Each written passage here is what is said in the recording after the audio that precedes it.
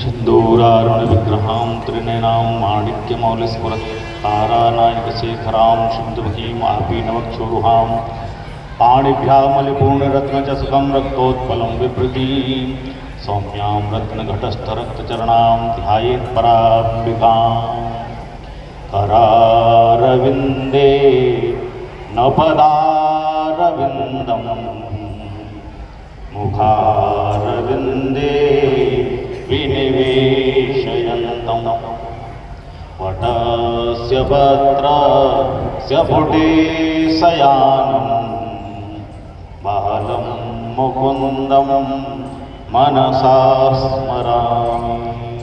भारत माता की जय। आप सब लोग लगभग 3-4-5 घंटे से बैठे हैं यहाँ और भूख भी लग रही होगी, धूप में भी बैठे तपस्या कर रहे हैं।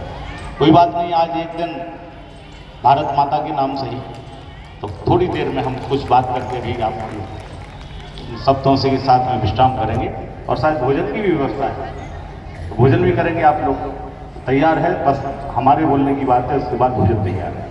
तो भोजन के लिए सब लोग जाएंगे तो ओजस्वी होकर के, तेजस्वी होकर के, जैसे अभी दीदी की गुरु पता है कौन है? संकेत में बताया था ये, जब राम मंदिर का निर्माण होने की बात ही नहीं थी, वहां एक विधर्मियों ने भूसा इकट्ठा कर दिया था, कचड़ा इकट्ठा कर दिया था, मलबा इकट्ठा कर दिया था। तो दीदी की हुंकार ने वो एक रात में ही मलबा कहां गायब हो गया, कोई पता ही नहीं पड़ा। तो ऐसी पूज्य दीदी की शिष्या है ऋतंभरा, मां ऋतंभरा, तो उनकी शिष्या समाहिता जी, तो उनकी ओजस्वी वाणी से आप लोगों में ओज तो आ ही गया, किंतु थोड़ा सा और ओज, सावधान होकर के बड़े जोश के साथ में जयकारी लगाएंगे आप। धर्म की अधर्म का प्राणियों में विश्व का, भारत माता की, गंगा मैया की, यमुना महारानी की, गो माताओं की, नमः पार्वती पदे हर हर।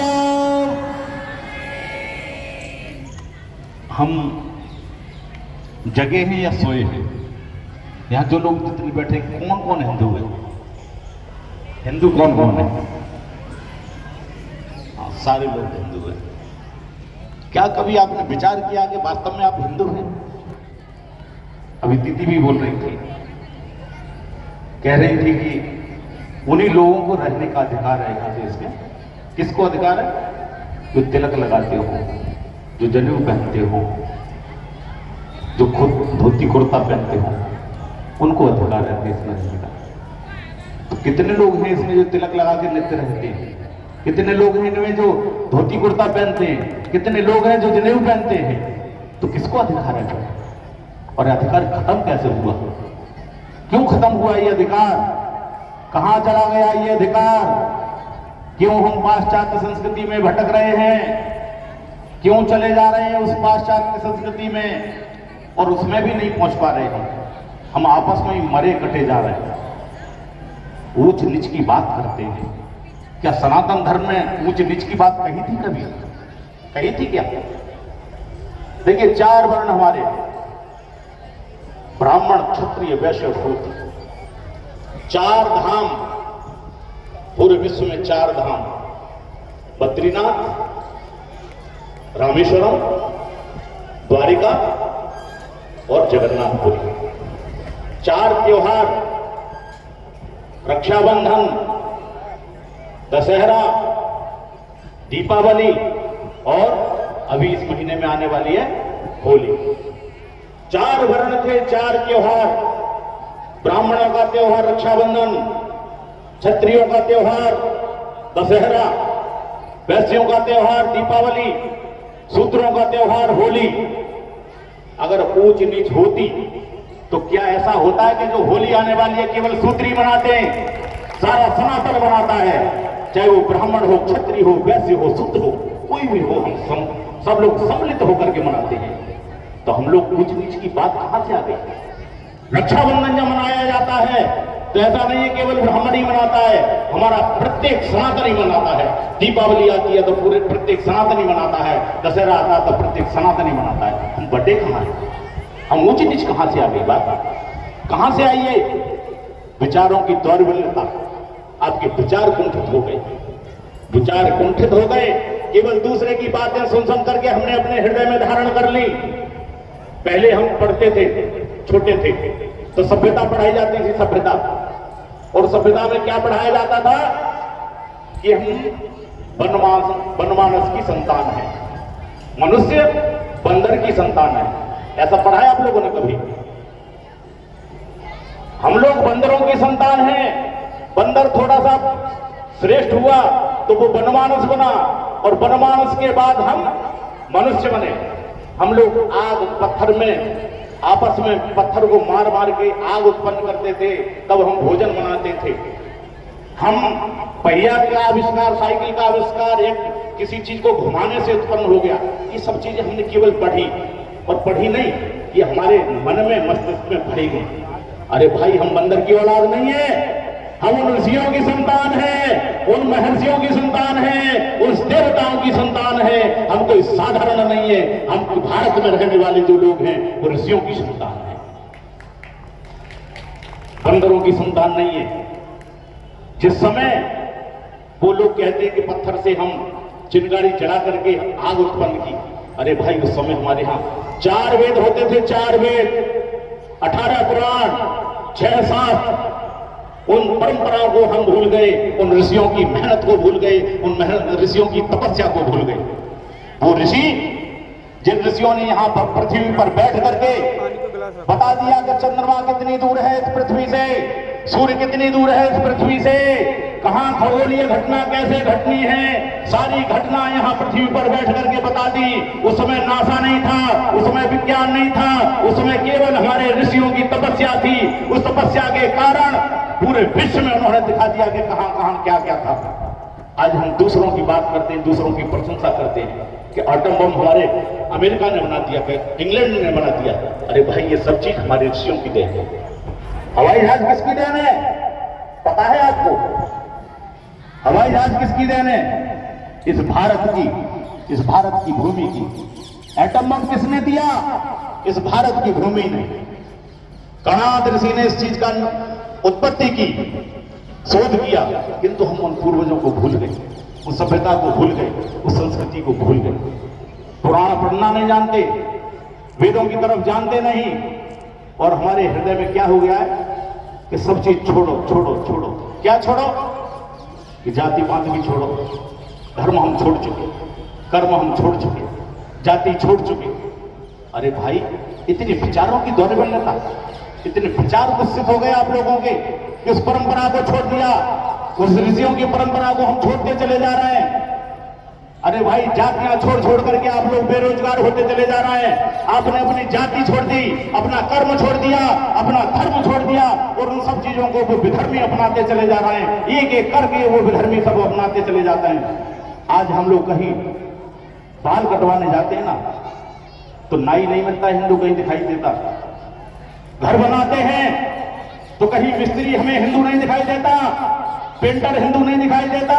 घर को पुतवाना है तो कोई धर्मी आएगा, कोई जिहादी ही आएगा, और वो जिहादी धीरे धीरे करके तुम्हारे घरों में घुसता चला जा रहा है, और आप उसे नहीं रोक पा रहे हैं।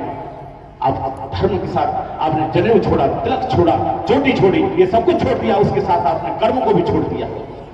और फिर सरकार पर हम ठेका देते हैं कि हम बेरोजगार बन रहे हैं, बेरोजगार बन रहे हैं। बेरोजगार तो आप स्वयं अपने कर्मों से हो गए। आज नौकरी करने वाला अपने संतान के लिए क्या छोड़ करके जाएगा? क्या छोड़ करके जाएगा? कितनी स्थिति छोड़ करके जाएगा?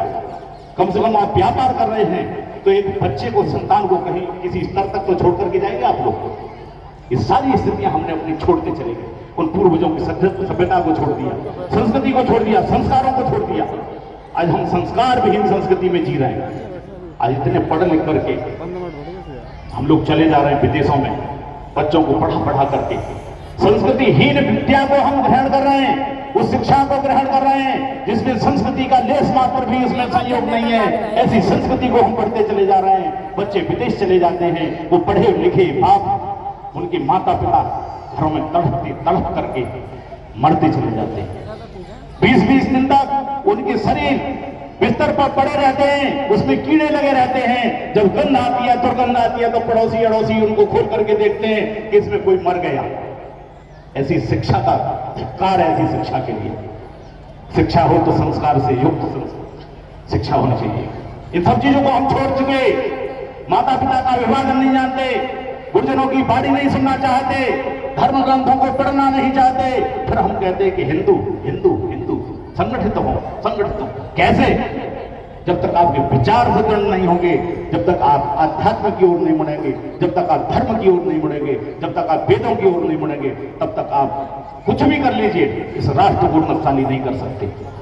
इस राष्ट्र को नक्साली करना है तो हमें प्राचीन परंपराओं पर लौटना पड़ेगा, उन पुरानी पद्धतियों पर लौटना पड़ेगा, वेदों की ओर लौटना पड़ेगा, पुराणों की ओर लौटना पड़ेगा, तभी हम इस राष्ट्र को समृद्धशाली बना सकते हैं।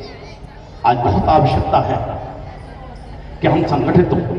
सारे हमारे यहाँ 16 संस्कार, पहले हमारे यहाँ 52 संस्कार होते थे। 52 संस्कार घटते घटते घटते 48 संस्कार हुए, 48 संस्कार घटते घटते 24 संस्कार हुए, और 24 संस्कार घटते घटते 16 संस्कार हुए। शायद ही कोई ऐसा हिंदू बैठा होगा जिसको 16 संस्कार पता हो, उनके नाम पता हो, फिर हम कहते हैं कि हम हिंदू। और वो 16 संस्कार भी अब नहीं होते, केवल गिने चुने 1-2 संस्कार होते हैं। चाहे नामकरण संस्कार ले लो, विवाह संस्कार ले लो, या अंतिम संस्कार ले लो। और विवाह संस्कार भी आज इतना दूषित कर दिया है कि संस्कार के नाम पर भ्रष्टाचार हो रहा है, संसार के नाम पर भ्रष्टाचार हो रहा है। उन विवाहों को हम लोग आज बड़े बड़े लोगों की बात करते हैं, बड़े बड़े लोगों के पीछे दौड़ते हैं, लाखों लाखों रुपए कॉकटेल मॉकटेल के नाम पर खर्च करते हैं, नंगा नाच करते हैं वो लोग, किंतु धर्म की जो मर्यादा होनी चाहिए उस मर्यादा का पालन नहीं करते। जब हम संस्कार से विहीन हो गए तो काहे के हिंदू? इससे अच्छे तो वो विधर्मी हैं, वो जिहादी हैं। उनके 5 साल का बालक जब होता है, पता नहीं किस भाषा में उनकी किताब लिखी है, उस किताब की वो पंक्तियां याद कर लेता है 5 साल का बालक कि कौन से समय कौन सी आयत बोलनी है। हमारे हिंदू जन्म लेकर के मर जाते हैं, एक संस्कृत का श्लोक नहीं जानते, एक संस्कृत का श्लोक क्या होता है उसको नहीं जानते। चलिए उन श्लोकों को भी छोड़ दो, हमारे यहाँ तो इतनी स्वतंत्रता दी गई है कि आप हनुमान चालीसा भी पढ़ सकते हैं, जैसे दीदी ने कहा। तो आप लोग उन संस्कारों की ओर लौटिए, संस्कृति की ओर लौटिए, सभ्यता की ओर लौटिए।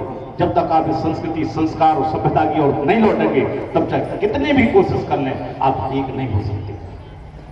हम लोग बटे नहीं है। अभी एक आह्वान पर प्रयागराज तीर्थ में बिना बुलाए करोड़ों करोड़ों लोग वहां जाकर के स्नान करने लगे, गंगा मैया में डुबकी लगा रहे थे। वहां जाति पात नहीं पूछी किसी ने। एक ही घाट पर शंकराचार्य नहा रहे, उसी घाट पर महामंडलेश्वर नहा रहे, उसी घाट पर एक पुलिसकर्मी नहा रहा, उसी घाट पर एक सफाई कर्मी नहा रहा है। तो कहां से हम बट गए? कहां से हमारे अंदर ऊंच नीच की भावना आ गई? ऊंच नीच की भावना हमारी नहीं है, किंतु मन मस्तिष्क विचार हमारे शून्य हो गए। आज हम कुछ सहन करने की क्षमता में नहीं रहे। भाई बटने की आवश्यकता नहीं, आप बटे नहीं, आप जाग रहे हो, बटे भी नहीं हो। सबसे बड़ी जो समस्या है वो क्या है पता है? आप घट गए हो, आप घट रहे हो। दीदी कह रही थी कि बच्चों को ऐसा आहार मत खिलाओगे, पीछे पीछे उनके लेके कटोरी भाग रहे हैं, बच्चा कुछ खा ले, बच्चा कुछ खा ले। पहले की स्थिति होती थी एक एक घर में 6-6, 7-7, 8-8 बच्चे होते थे। भूख लग रही है, माँ के पीछे दौड़ रहे हैं कि माँ कुछ खाने को दो, माँ कुछ खाने को दो, तब माँ जा करके खाने को देती थी। आज की स्थिति क्या हो गई है पता है? माताएं खुद लेकर के पीछे भाग रही हैं, भूख नहीं है फिर भी भोजन खिला रही है। क्यों? क्योंकि एक बालक पैदा कर रही है और माताओं में भी क्षमता नहीं रही। हालांकि आप तो छतारी की माताएं अब तो वो जो तेजस्वी हैं, किंतु बड़े बड़े शहरों में उन माताओं में भी ताकत नहीं रही। वो पिज्जा बर्गर अगर पता नहीं क्या भक्षा भक्ष खा करके अपने शरीर का उन्होंने नाश कर लिया। एक बालक भी पैदा नहीं कर पा रही है आज के समय में। इन संस्कारों से युक्त होना पड़ेगा। आपको मोटा खाना पड़ेगा, भारतीय खाना पड़ेगा, भारतीय पहनना पड़ेगा, तब आपके अंदर वो क्षमता आएगी। एक बालक होने पर कभी आपत्ति आ जाए, रोड एक्सीडेंट हो जाए, 40-45 साल का एक ही बालक हो, वो नष्ट हो जाए, खत्म हो जाए किसी कारणवश, तो दूसरा कहां से लाओगे? कौन तुम्हें पानी पिलाएगा? कौन तुम्हें पिंडदान करेगा? कौन तुम्हारी अंत्येष्टि करेगा? कौन तुम्हारे लिए जलदान करेगा, तिलदान करेगा, अर्पण करेगा? आपको विचार करना पड़ेगा इस बात पर। बच्चे कम से कम 9 पैदा करो, और 9 बच्चे अगर पैदा नहीं कर सकते, इतनी सामर्थ्य नहीं है, तो कम से कम 4 बच्चे पैदा करो। आपको डॉक्टर भी चाहिए, आपको मास्टर भी चाहिए, आपको पुलिस वाला भी चाहिए, आपकी ऐसी विदुषी महात्मा भी चाहिए। कहां से लाओगे ये सब? आपको आवश्यकता है कि संतान पर ध्यान दो। बड़ी बड़ी कोठियां खाली पड़ी हैं, रहने वाले नहीं है उनमें, और फिर हम कहें कि हम हिंदू हैं, हिंदू हैं, हिंदू हैं। अरे भाई, जो मंदिर आज बना है बहुत खुशी की बात है। सोमनाथ मंदिर बना, बहुत प्रसन्नता की बात। आज हम लोगों के सामने राम मंदिर बना, बहुत प्रसन्नता की बात। क्या ये मंदिर पहले नहीं होगा? कभी ये बना होगा ना मंदिर? मंदिर तोड़ करके ही तो मस्जिद बनाई, किंतु जब बनाया था तब हम कितने पुष्ट होंगे, कितने संगठित होंगे, कितने संस्कारित होंगे, इसलिए वो मंदिर बन गए। बीच में हमारे ऊपर इतनी संस्कृतियों पर आघात होते रहे, जिससे हम नष्ट होते चले गए। हमारे मंदिर नष्ट हुए, हमारी परंपराएं नष्ट हुई, हमारे शास्त्र नष्ट हुए, शास्त्रों को जलाया गया। किंतु आज हम ताकत में आए और आज मंदिरों को स्थापित कर रहे हैं, मंदिर बन रहे हैं। क्या इनका भविष्य है? कितने समय में तक ये मंदिर सुरक्षित रहेंगे? कब तक इन मंदिरों को सुरक्षित रखोगे आप? घटते चले जाओगे, घटते चले जाओगे, तो ये मंदिर कैसे सुरक्षित होंगे? कौन पूजा करने जाएगा उन मंदिरों में? इसलिए आवश्यक है कि आप संतान पैदा करो। संतान पैदा करने के लिए सोचोगे कि भाई बहुत महंगाई है, कैसे पढ़ाएं, कैसे इनको व्यवस्था करें, इतनी महंगाई में कैसे कैसे इनका हम लालन पालन करें, तो ये भी सीख लेनी है आपको विधर्मियों से। 2 साल का बालक हाथ में पाना और रिंच होती है उनके, और आपके 20 साल 25 साल तक आप लोग उनको पढ़ाते हो। पढ़ाने के नाम पर केवल काम नहीं कराते, कुछ कोई भी कार्य नहीं करते। वो बालक केवल बेरोजगार हो जाते हैं। जब नौकरी नहीं मिलती तो 20-25 साल का बालक होता है तो वो केवल नल्ला नाकारा घूमता है, फिर उसको काम करने की भी हिम्मत नहीं होती, क्योंकि संस्कार तो बचपन से आते हैं। शास्त्र कहते हैं लालयेत 5 वर्षाणि 10 वर्षाणि ताड़येत प्राप्ते तो 16 वर्षे पुत्रम मित्र बदाचरेत। 5 साल तक बालक को खूब लाड़ प्यार करना चाहिए। माताओं को ध्यान देने की आवश्यकता है। 5 साल तक बच्चे को खूब लाड़ प्यार खूब करो, जो चाहे जो मांगे उसको दिलवाओ। किंतु जैसे ही वो 5 साल का हो जाए बालक, 5 साल का हो जाए, उसके बाद 10 साल तक वो कहां जा रहा है, क्या कर रहा है, क्या संगति है, कैसे उसके मित्र हैं, मोबाइल में क्या देख रहा है, पढ़ाई के नाम पर क्या कर रहा है, ट्यूशन के नाम पर कहां जा रहा है, इस बात के लिए ताड़ना रखनी चाहिए, उस पर दृष्टि रखने की आवश्यकता है। 10 साल तक 15 साल तक जब बालक हो जाए तो उसके हाथ, हमारे हाथ में डंडा होना चाहिए, गलत पर उसको तत्काल प्रताड़ित करना चाहिए। आज शिक्षकों ने भी मारना छोड़ दिया, घर में भी माताओं ने मारना छोड़ दिया। इसका परिणाम हो रहा है तलाक जैसी घटनाएं। ईगो हट होता है बच्चों का।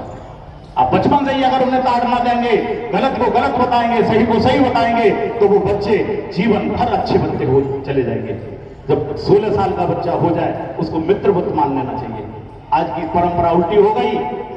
आज हम बाइक पर जब 16 साल का 18 साल का बालक होता है, बुलेट पर बैठता है, किक मारता है, और जब सिगरेट से धुएं के गुल्ले उड़ाता हुआ जब घर से निकलता है फट फट की आवाज करते हुए, तब माता पिता चिंतित होते हैं कि हमारे बालक के ऊपर कुछ कर दिया, हमारे बालक हमारी बात नहीं मान रहा। तब जाकर के उन दरगाहों पर, मस्जिदों पर, उन मुल्लों की कब्रों के ऊपर अपने सर को पटकते हैं कि मेरे बालक के ऊपर कोई तंत्र मंत्र यंत्र कर दिया है, उससे हम कैसे बचें।